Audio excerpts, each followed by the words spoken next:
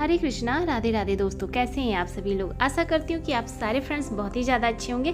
मैं भी बिल्कुल ठीक हूँ और आप सभी लोगों का मेरे चैनल इंडियन ब्लॉग विद शिखा में बहुत बहुत स्वागत है। सो फ्रेंड्स, आज मैं आप सभी लोग के साथ शेयर करने जा रही हूँ कि सावन के महीने में स्वयं से निर्माण किए हुए शिवलिंग यानी पार्थिव शिवलिंग का किस प्रकार से पूजन किया जाता है। सो यहाँ पर आप देख सकते हैं कि कुछ इस प्रकार से मैंने मिट्टी से शिवलिंग बनाया है। यहाँ पर आप देख सकते हैं साइड में जो है गौरी माता विराजमान है और गणेश जी का स्नान हो रहा है, सामने नंदी जी बैठे हैं। तो इस तरह से जो है पार्थिव शिवलिंग का निर्माण स्वयं से करें, इसका बहुत ही अधिक महत्व होता है। तो मैंने आप सभी लोग के साथ शेयर किया था सुबह की पूजा में कि शाम को हम जो है प्रदोष काल में पार्थिव शिवलिंग की पूजा करेंगे और उसका वीडियो भी मैं आप लोगों के साथ शेयर करूंगी। सो यहाँ पर उसी की पूजा हो रही है, आप देख सकते हैं। तो गणेश जी का स्नान हो रहा है, दूध और पंचामृत से जल से स्नान हुआ है। इसके बाद वस्त्र रूपी मौली अर्पित हुआ है, जनेऊ है, साथ में टीका और चंदन करेंगे। तो यहाँ पर आप देख सकते हैं कि इस तरह से जो है मैंने मिट्टी से निर्माणित किया है शिवलिंग का और गौरी माता का, गणेश जी का, नंदी जी का और एक बेलपत्र का आसन रख के कुछ इस प्रकार से देखिए आप देख सकते हैं। जैसा कि आपको देख रहा होगा, एक थाली है बड़ी सी पीतल की, उसके ऊपर मैंने एक प्लेट और लिया है जिससे कि जो भी जल वगैरह हम चढ़ाएंगे तो वो सब नीचे चला जाएगा। क्योंकि इस मिट्टी के जब हम शिवलिंग बनाते हैं पार्थिव शिवलिंग, तो इसमें बहुत ही डर की बात होती है कि जब हम अभिषेक करते हैं दूध दही जल से, तो इसमें क्या होता है कि मिट्टी जो है गीली होने की वजह से जो है गलने लगती है, जिसकी वजह से हमारा जो शिवलिंग है वो खंडित हो जाता है। तो बहुत ही सावधानी पूर्वक आप इस तरह से निर्माण करें। तो बस यहाँ पर देखिए गणेश जी की पूजन हो गई है, अब माता गौरी की पूजन मैं करूँगी। तो यहाँ पर देखिए मैं माता गौरी को स्नान करा रही हूँ, पंचामृत से स्नान कराऊंगी। इसके बाद जो है इनको पूरे वस्त्र रूपी मौली अर्पित करना, सिंदूर वगैरह सभी चीज़ों को मैं अर्पित करूँगी माता को। और मैंने सुबह में आपसे बताया था कि सुहाग की चीज़ें भी अर्पित की जाती है। तो शाम के समय में माता पार्वती को हरे रंग की चूड़ियाँ और श्रृंगार का कुछ सामग्री भी भेंट करूँगी। तो इस तरह से देखिए मेरी जो है शाम को पार्थिव शिवलिंग की पूजा हो रही है और इसका बहुत ही अधिक महत्व होता है। सावन के महीने में हो या महाशिवरात्रि का पर्व हो, उस समय आप स्वयं से पार्थिव शिवलिंग का निर्माण करें और इनकी विशेष पूजा अर्चना करें, बहुत ही विशेष फल मिलता है। और अगर आपके घर में शिवलिंग नहीं है तो आप इस तरह से मिट्टी से पार्थिव शिवलिंग का निर्माण करके पूजा करें, बहुत ही शुभ होता है। तो बस इस तरह से जो है मैं प्रदोष काल में यहाँ पर इस तरह से जो है बना के पूजा कर रही हूँ। और सावन के सोमवार में आप इस तरह बना सकते हैं या आप प्रतिदिन सावन में बहुत से लोग जो है सावन में प्रतिदिन बनाते हैं, अपने अपने समय के हिसाब से आप ये पूजा कर सकते हैं और बहुत ही ज़्यादा समय भी नहीं लगता, थोड़े से समय में पूजा हो जाती है। तो देखिए यहाँ पर माता गौरी की पूजा हो चुकी है। मैंने उन्हें जो हरे रंग की चूड़ियाँ और जो है साथ में बिंदी का जो है ये आप देख सकते हैं कि जो है पत्ता मैंने चढ़ाया, इसमें हरे रंग की बिंदी भी है।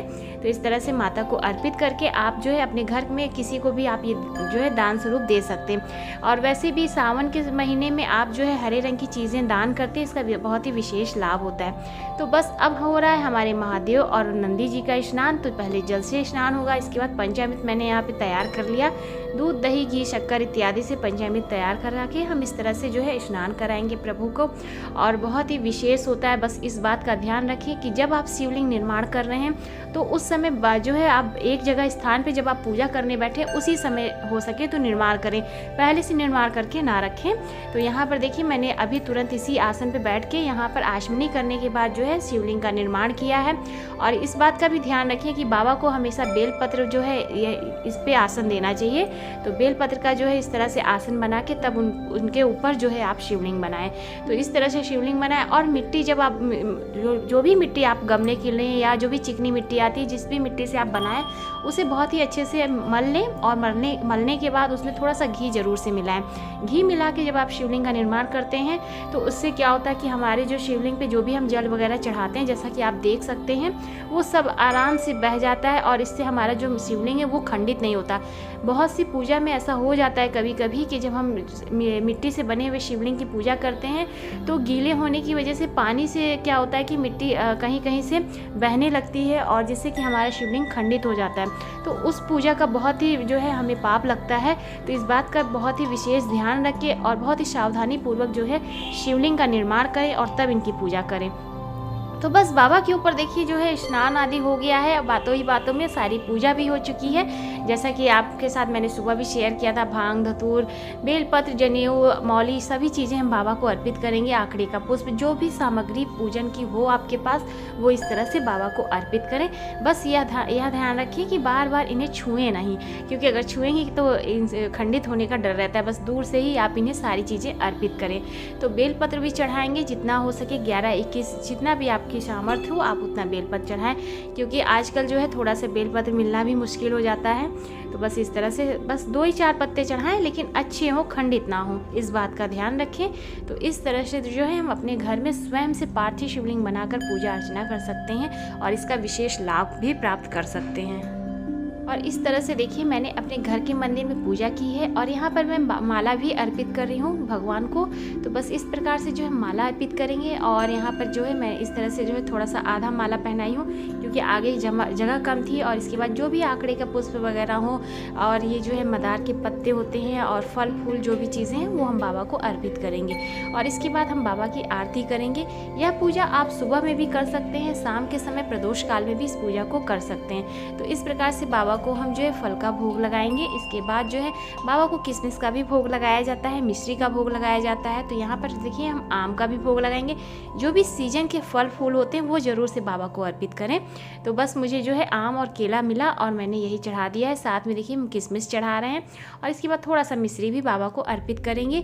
तो यह सारी चीज़ें जो है भोग की होती हैं और बाबा को विशेष प्रिय है, तो इनका भोग अवश्य से लगाएं। सावन महीने में इस तरह से आप प्रतिदिन पूजा भी कर सकते हैं और आप जो है सोमवार के दिन भी कर सकते हैं। तो मैं जो है आज सोमवार के प्रथम सोमवार के दिन इस तरह से शाम को प्रदोष काल में पूजा कर रही हूँ, क्योंकि सुबह मैंने अपने जो घर के मंदिर में शिवलिंग है उनकी पूजा की थी और इसके बाद घर बाहर जाके मंदिर में भी पूजा की हूँ। और अभी शाम के समय मैं आप लोगों के साथ शेयर कर रही हूँ कि पार्थिव शिवलिंग की पूजा मैं किस प्रकार से करती हूँ।